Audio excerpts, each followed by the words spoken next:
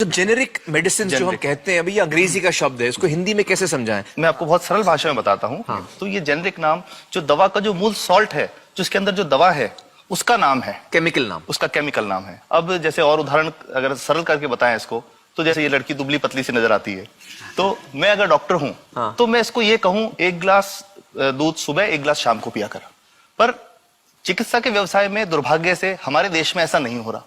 हम ये नहीं कहते कि आप भैंस का दूध लेके आइए, हम कहते हैं कि वो रामू की भैंस का दूध लेके आना। यही ब्रांडिंग है। ये जब उसकी दुकान पे जाती है, वो कहता है 500 रुपए लीटर है, लेना है कि नहीं लेना। तो जो 30 रुपए की चीज है वो 500 रुपए में मिलती है। तो अगर मैं डायबिटीज की दवा ले रहा हूं और अगर मैं ब्रांडेड दवा लेता हूं तो मुझे कितने की पड़ेगी?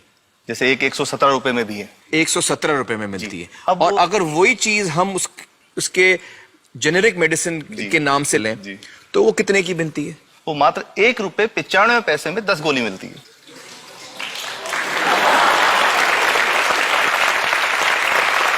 और दोनों गोलियों में कोई फर्क नहीं है किसी किस्म का? 100% समान, क्योंकि उसकी उत्पादन लागत ही इतनी है। उसका manufacturing, packaging, transport, retail margin, जो उसके मार्जिन जो हैं, जो हमारे ज्यादा है, वो सब मिला करके उतने की ही पड़ती है। कुछ कैंसर के मैं आपको उदाहरण दूंगा, उसमें एक ही दवा जो ब्लड कैंसर के काम में आती है, बाजार में 1.25 लाख रुपए का एक पैकेट मिलता है। 1.25 लाख का एक पैकेट जो 1 महीने चलता है। और जेनरिक में वही दवा जेनरिक में अलग अलग कंपनीज जो बनाती हैं, एक 10,200 में बेचती है, एक 8,800 में बेचती है और एक 6,500 में बेचती है। मतलब ये आपका ये कहना है कि आपके ये प्रयास से इतने कम में राजस्थान में पब्लिक को, आवाम को ये दवाएं पहुंचा रहे हैं आप इस वक्त? जी, क्या बात है। मेरा ये सवाल है कि डॉक्टर्स जो हैं वो हमारे पर्ची पर जेनेरिक नाम क्यों नहीं लिख के देते? क्यों लिखते हैं वो ब्रांडेड? जाने नहीं देंगे बाहर फिर? नहीं, सब जाने देंगे। जब एक नया मेडिकल प्रैक्टिशनर जब प्रैक्टिस शुरू करता है, तो उसके पास जो कंपनी के जो मेडिकल रिप्रेजेंटेटिव्स होते हैं, सेल्स बढ़ाने का उनका काम होता है, मार्केटिंग प्रिंसिपल के हिसाब से सेल्स एजेंट होते हैं बेसिकली। फिर वो कहते हैं साहब आप हमारी जो दवा है यही लिखना, ये बहुत बेहतर दवा है, इससे मरीज ठीक होगा। और उनको, डॉक्टर्स को लिखने के लिए उनको प्रेशराइज किया जाता है, उनको टेम्प्ट किया जाता है।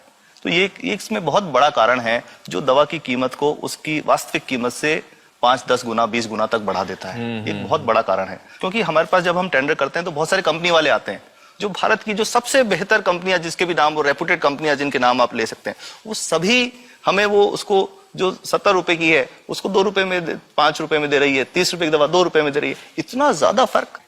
तो कंपनी तो दे सकती है और देना चाहती है और हमें देती भी है इतनी कम दामों में, हमें दे रही है ना, ये संभव तो है। अच्छा, मैं आपको बताऊंगा कि भारत से हम लगभग 45,000 करोड़ रुपए की जेनरिक दवाइयां प्रतिवर्ष विदेशों को निर्यात करते हैं।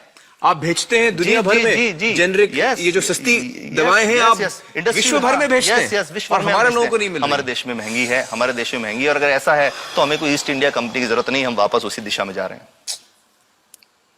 आपने जब ये शुरू किया तो आपको कोई रेजिस्टेंस फेस करना पड़ा राजस्थान में?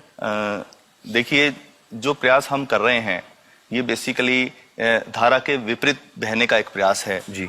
काफी थ्रेट्स भी हैं, क्योंकि इसमें माफियाज भी हैं, ड्रग माफियाज जो ऑपरेट करते हैं। और हम हमेशा ये बात कहते हैं कि हम 100 साल से भी पुरानी शोषण की व्यवस्था को बदलना चाहते हैं, पर हमने हमेशा डॉक्टर्स को दोषी नहीं माना। सारे डॉक्टर्स बुरे नहीं है। 50-60% तो जेन्युइनली वो चाहेंगे कि गरीबों को कम कीमत पे दवा मिल जाए, वो चाहेंगे। और आज भी ऐसे डॉक्टर्स हैं जो अपने घर से सैंपल्स ला करके अपने जेब से पैसे निकाल के मरीज का इलाज कराते हैं। ऐसे डॉक्टर्स आज भी हैं। बिल्कुल सही। तो मैं इनको एक उदाहरण भी बताता हूँ कि कैसे हमारे जो काम वाली थी, उसका बच्चा था छोटा। इंसिडेंटली हम कुछ समय छुट्टी मनाने कोई बाहर गए। जब हम लौट के आए 10-12 दिन बाद, तो वो लक्ष्मी के साथ उसका छोटा जो बेटा था राजू, वो भी उसके साथ आता था जब, और मेरे बच्चों के साथ खेलता था, मेरे बेटे के साथ खेलता था। तो वो लक्ष्मी अकेली आई, राजू नहीं आया। तो हमने पूछा कि क्या हुआ, तो उसने जो बात बताई कि साहब वो उसको, आप गए थे, उल्टी दस्त हो गया था। उल्टी दस्त की बीमारी के लिए वो जब दवा लेने गई तो केमिस्ट ने उसको कहा कि इसके तो 400 रुपये लगेंगे। तो उसने कहा साहब मैंने खूब मांगा, मेरे पास 400 रुपये मुझे नहीं थे, और मेरा बच्चा रात को ही उसको दस्त आते रहे, वो खत्म हो गया। और मैं आपको ये कहना चाहता हूं कि वो जो दवा लिखी थी कि वास्तव कीमत 1.5-2 रुपए ही है, तो वो बच्चे की जान बच सकती थी। 65 वर्ष के बाद भी अगर कोई बच्चा उल्टी दस्त से मर जाए तो मैं नहीं समझता इससे शर्मनाक बात कोई हम लोगों के लिए हो सकती है। और सबसे बड़ी बात कि इसे आसानी से बदला जा सकता है। हमें सबको एक समन्वित, एक संगठित प्रयास करने की जरूरत है। ये तो कुछ भी नहीं है, कोई नई फैक्ट्री खोली नहीं, कोई नई दवा नहीं बनानी, ये सब जो गलत चल रहा है इसको रोकना ही तो है। तो दोस्तों, डॉक्टर समित की बातों से हमें यह पता चला है कि दवाइयों का जो कॉस्ट होता है, जो उनको बनाने का खर्च होता है, वो बहुत ही कम होता है और हमें इन कम दामों में ये दवाइयां मिल सकती हैं अगर हमारी राज्य सरकार जेनेरिक मेडिसिन की दुकानें खोले, जैसे राजस्थान सरकार ने किया है और जिसके लिए हम उन्हें सलाम करते हैं। एक बात और, अगर आप एक एनजीओ हैं और आप जेनेरिक मेडिसिन की दुकान खोलना चाहते हैं तो department of chemicals and fertilizers आपको 50,000 रुपए की ग्रांट भी देता है।